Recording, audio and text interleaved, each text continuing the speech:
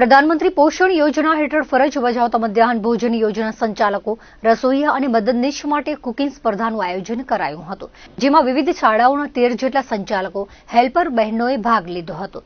મિલેટ્સમાંથી બનાવવામાં આવેલ વાનગીઓ બનાવવામાં આવી હતી.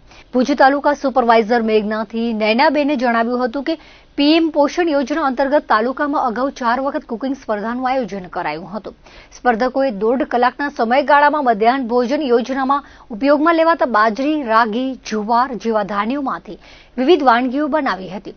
પ્રથમ 3 ક્રમે વિજેતાઓને દરેક સ્પર્ધકને પ્રમાણપત્ર અને પ્રોત્સાહક ઇનામ અપાયું હતું. ભુજના મામલતદાર અને ગ્રામ્ય મામલતદાર, નગર અધ્યક્ષા વગેરે હાજર રહ્યા હતા. પીએમ પોષણ પ્રધાન શક્તિ નિર્માણ યોજના કે જેમાં અમે આજે સ્પર્ધા જે કુકિંગ સ્પર્ધા રાખી છે, તો એ અમારા જે મામલતદાર શ્રી ગ્રામ્ય તેમજ મામલતદાર શ્રી ટીના અધ્યક્ષ સ્થાને રાખવામાં આવી છે, જેમાં અમારી સમગ્ર એમડીએમની ટીમ તેમજ અમારા નાયબ મામલતદાર શ્રી વિજયભાઈ તેમજ અમારી સાથે ઉપસ્થિત એવા આઈસીડીએસના જે સીડીપીઓના ચાર્જના ઉન્નતિબેન ઠક્કર તેમજ આરતીબેન મંગળિયા તેમજ નગરપતિ શ્રી રશ્મિબેન એ ઉપસ્થિત છે, તેમજ આગેવાનો તેમજ શાળા નંબર 10ના યોગેશભાઈ જરદોસ તેમજ એની સમગ્ર ટીમ અમારે બધા સાથે મળીને આજે જે કુકિંગ સ્પર્ધાનું આયોજન શાળા નંબર 10માં રાખ્યું છે, તેમાં અમારા એમડીએમમાં છેલ્લા લાસ્ટ 5 વર્ષની જે માનનીય મોદી સાહેબે સ્કીમ રાખી છે કે 5 વર્ષ સુધી આપણે કુકિંગ સ્પર્ધાનો લાભ બહેનોને દેવો, અને આ યોજના છે તે 4થી વાર આપણે આ સ્કૂલની અંદર કાર્યક્રમ રાખવામાં આવ્યો છે.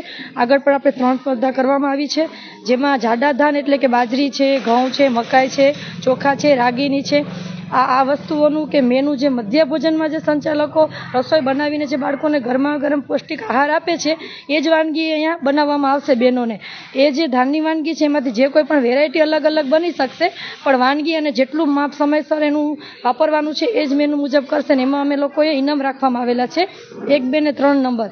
પ્રથમ નંબરને અમે 5000 ઇનામ આપીએ છીએ, બીજા નંબરને અમે 4000 ઇનામ આપીએ છીએ અને ત્રીજા નંબરને અમે 3000 ઇનામ આપવામાં આવે છે. અમારી પાસે 13 બહેનો છે, એમાં હેલ્પર, રસોઈયા અને સંચાલક એવી રીતે 13 બહેનોએ પાર્ટિસિપેટ કરેલું છે અહીં, અને એ લોકોની તાલીમનો સમય 1.5 કલાકનો છે સ્પર્ધાનો, કે 1.5 કલાકમાં એમને વાનગીઓ બનાવીને રજૂ કરવી. ત્યારબાદ અમારી જે નિર્ણાયક કમિટી છે 7 મેમ્બરની, એમાં બીઆરસી, સીઆરસી તેમજ આઈસીડીએસ સુપરવાઇઝર, આઈસીડીએસ સીડીપીઓ અને શાળા નંબર 10ના આચાર્ય, એવી રીતે અમારી કમિટી છે. હું છે મિલેટ મિક્સ ચાટ બનાવી હતી ને મિક્સ વેજીટેબલ અપે બનાવ્યા હતા. નરેન્દ્ર મોદી, પ્રધાનમંત્રી નરેન્દ્ર મોદી દ્વારા કરવામાં આવી છે.